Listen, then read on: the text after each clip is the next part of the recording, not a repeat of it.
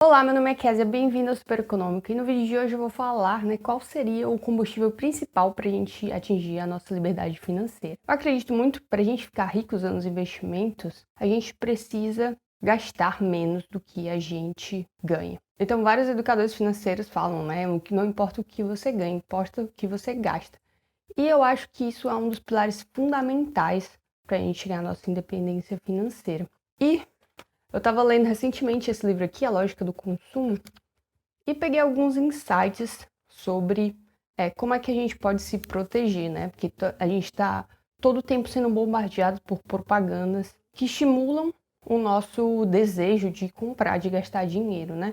Muitas vezes com coisas que a gente nem precisa. Então, acho que a primeira coisa que deu estalo para mim, para eu conseguir acumular um patrimônio, foi eu parar de ser consumista, né? E às vezes a gente nem entende o que é o consumismo, né? A gente nem acha que está sendo consumista. E na lógica do consumo, o Martin Lindstrom, que é o autor, ele vai dar um panorama geral, né? O livro ele é tanto para as pessoas do marketing quanto para os consumidores. E eu acho interessante que ele realmente faz pesquisas, ele usa o chamado neuromarketing, né? Ele coloca as pessoas lá naquelas sondas com as touquinhas na cabeça e faz pesquisas para identificar o que faz as pessoas comprarem, né? E os achados dele mostram que existe a emoção por trás das nossas compras, né? É por isso que quando a gente está muito feliz ou muito triste, a gente tende a gastar mais dinheiro. Porque as emoções, elas fazem parte da nossa escolha. E muitas das nossas escolhas, elas são inconscientes. Então, tem um trigger, né, que a gente fala, tem um gatilho que aciona nossas emoções e aciona uma ação, que seria a compra. Então é interessante que o livro fala de todos os gatilhos que as empresas usam para ativar essa emoção.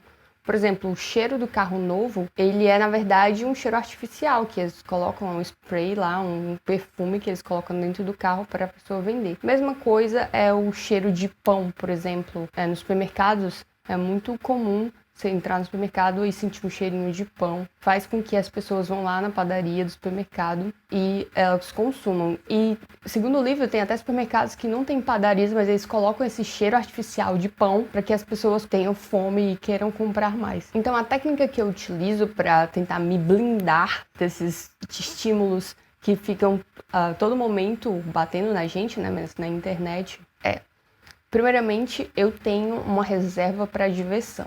Todo mês eu tiro uma quantidade X, que essa quantidade ela é voltada para diversão, voltada para comer em restaurantes ou para alguma atividade para o cinema, por exemplo. E eu posso ou não gastar toda essa reserva. Então vão ter meses, por exemplo, que eu gasto apenas a metade. Então eu posso acumular essa reserva para o mês seguinte que eu vou completar com mais a mesma quantidade, né, que eu determinei, que seria uma quantidade ideal para eu gastar com diversão. É sempre bom isso porque uma das coisas que a gente começa a investir e quando a gente está investindo já e vê o poder dos juros compostos trabalhando, né? Uma coisa que a gente sente muito é esse sentimento de culpa ao estar gastando. Então, não deveria ter comprado isso, deveria ter investido. Tem esses dois extremos, né? Você gastar sem pensar no amanhã e você se sentir culpado ao gastar o seu dinheiro. Então, nenhum dos dois é interessante, nenhum dos dois é bom para a gente. É bom encontrar um equilíbrio. Quando a gente tem essa reserva guardada, justamente para diversão, a gente não precisa se preocupar. E quando essa reserva acaba, então você não pode mais gastar dinheiro. Então essa é uma das regras que eu coloco para eu tentar economizar mais. E a segunda regra que eu coloco é um momento que eu preciso gastar. Qual seria esse momento? O momento que algo está me deixando muito estressado, está estressando a minha vida. Por exemplo, isso aconteceu comigo. Eu tinha um notebook.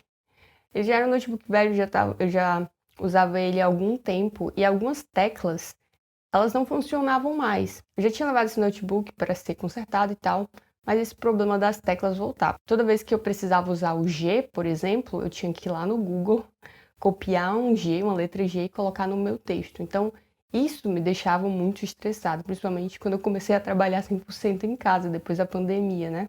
Então, para diminuir esse estresse, o melhor seria comprar um novo computador. E foi isso que eu fiz. Então, essa é a segunda regra, né? Se está estressando você, se está deixando sua vida estressante, talvez seja melhor usar esse dinheiro para comprar um bem novo. Então, essas são as minhas duas regras, que eu tento seguir elas o máximo possível, né? Para conseguir investir mais. Isso vai com o tempo, a gente vai se acostumando. No começo é bem ruim, mas quando você começa a seguir essas regras, vai ficando automático.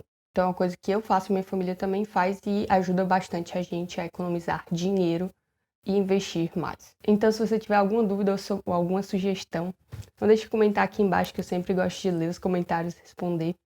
Se esse vídeo trouxe valor para você, considere curtir e assinar o canal. E até logo!